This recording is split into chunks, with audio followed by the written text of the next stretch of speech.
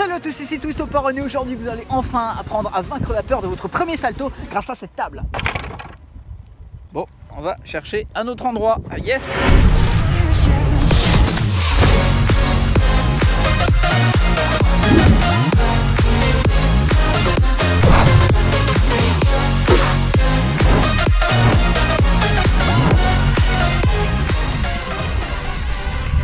L'atterrissage était dégueulasse, il faut que j'en refasse un. Bon, du coup les gens, j'ai beau chercher n'importe où, il y aura toujours soit quelqu'un sur le spot, soit le spot est cassé. Du coup bah on va faire ça sur de l'herbe à l'ancienne hein. De toute façon les gens, le tuto c'est pour apprendre à lancer son premier salto, donc on s'en fout un peu du sol. Le but de ce tuto ça va être surtout de vous apprendre à vaincre votre peur. Vous savez le petit message de votre cerveau qui vous dit non en fait tu peux pas le faire, du coup tu le fais pas. Parce que les gens, rassurez-vous, un salto ce n'est pas que physique et c'est même très peu physique en fait, c'est surtout mental. Et c'est ça qu'on va voir aujourd'hui, comment vaincre son mental, comment lancer son premier salto.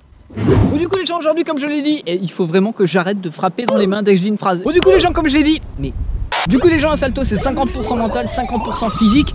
Mais dans les 50% physique, il n'y a pas que de la carrure physique. Et on en vient au premier point qu'il faut connaître, c'est que le corps il doit s'adapter à ce que vous faites. C'est à dire que si pendant toute votre vie vous n'avez jamais fait de sport, le jour où vous allez faire du sport, physiquement vous pourrez en faire, vous savez courir et tout, il n'y a pas de problème. Mais il faut faire plusieurs séances pour que votre corps il se dise ok, maintenant mon corps il fait ça, je vais l'optimiser pour faire ça, les muscles c'est cela, machin et tout. Et du coup le cerveau il sait à quoi sert votre corps et il va optimiser vos muscles en quelque sorte pour les utiliser au bon endroit, au bon moment en fait. C'était une phrase beaucoup trop compliquée, il faut que je boive de l'eau encore une fois.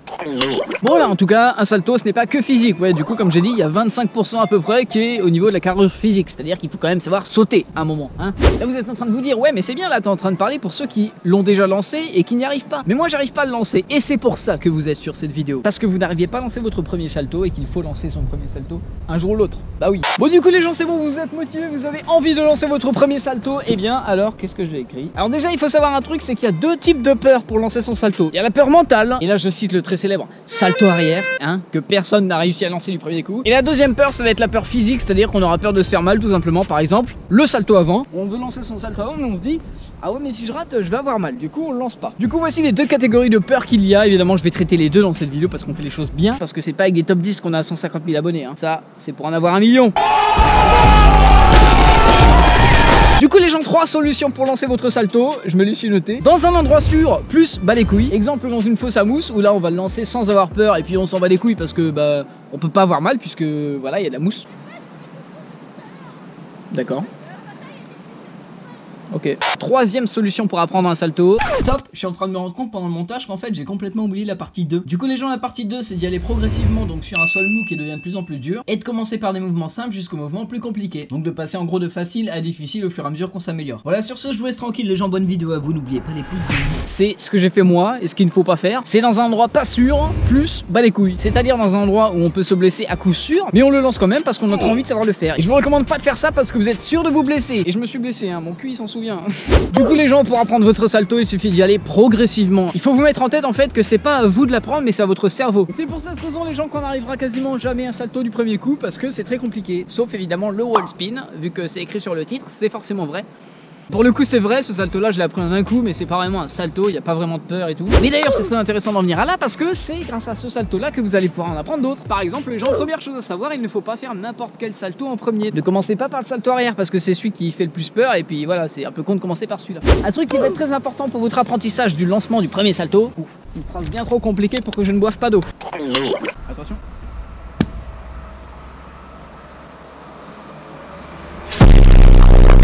Pour ma part les gens, le premier salto que j'ai appris c'est le salto avant, et je vous conseille aussi d'apprendre le salto avant en premier. Il n'y a pas vraiment de peur mentale comme salto arrière où on est carrément bloqué par la peur. Le salto avant, on peut plus ou moins le lancer du premier coup parce que bah on n'a pas vraiment peur.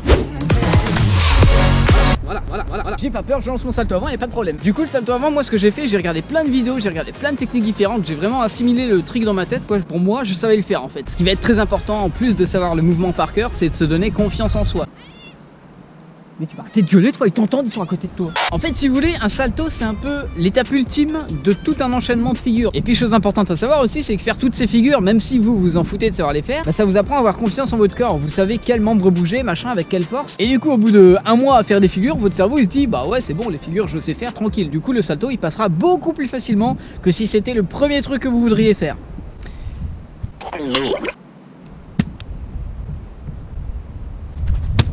J'aimerais bien faire un cheat gunner, tiens ça fait longtemps que j'ai pas fait de cheat gunner. Parce qu'en fait, ce qu'il faut savoir, c'est que plus vous allez essayer une figure et plus votre limite elle va reculer. Là, c'est ce que vous savez faire facilement. Là, c'est votre limite et là, c'est votre premier salto, on va dire. Et bah, ce qu'il faut faire, c'est entraîner ce que vous savez faire plein de fois pour que la limite elle recule. Et un jour, la limite ça va être derrière le salto. Et là, vous pourrez lancer le salto.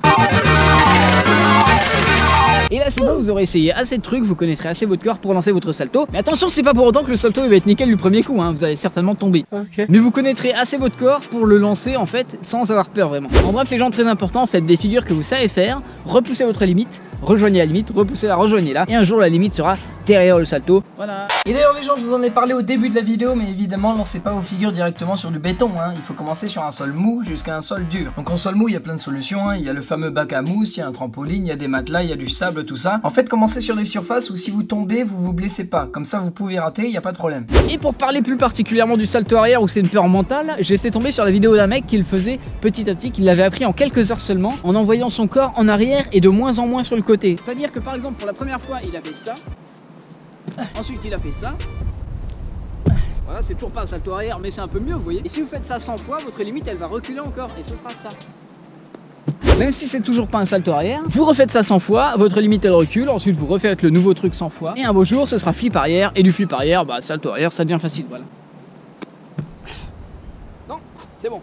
Équilibre. Du coup les gens, pour conclure on va faire un petit résumé de tout ça parce que comme ça vous assimilerez bien le truc et tout. La façon la plus safe pour envoyer son premier salto et pour ne pas se blesser, ça va être de le faire progressivement. Du coup on part de quelqu'un qui ne sait rien faire, il va falloir faire des mouvements petit à petit de plus en plus compliqués en fait, sans risque de se blesser, hein. On parle pas de figures compliquées. Du coup par exemple roulade, roue, machin. Et c'est un peu con de se lancer dans le salto sans savoir les faire parce que bah notre corps on le maîtrise pas complètement. Alors que quand on maîtrise par cœur la roulade, la roue, tout ça, et ben déjà notre corps on le maîtrise, donc on a moins peur d'aller sur un salto. Une fois qu'on maîtrise tout ça nickel, notre limite elle a reculé, on est maintenant derrière le salto, c'est bien, on peut l'envoyer très bien.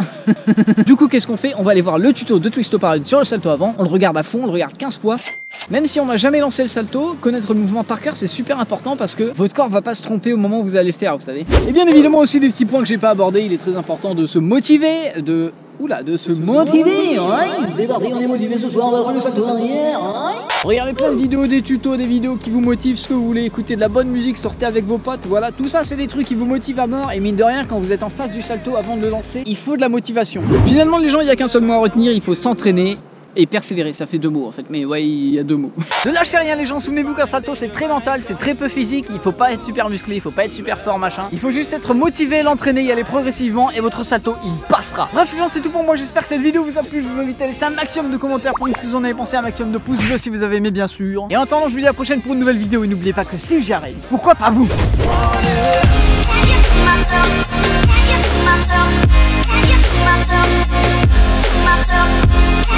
Myself.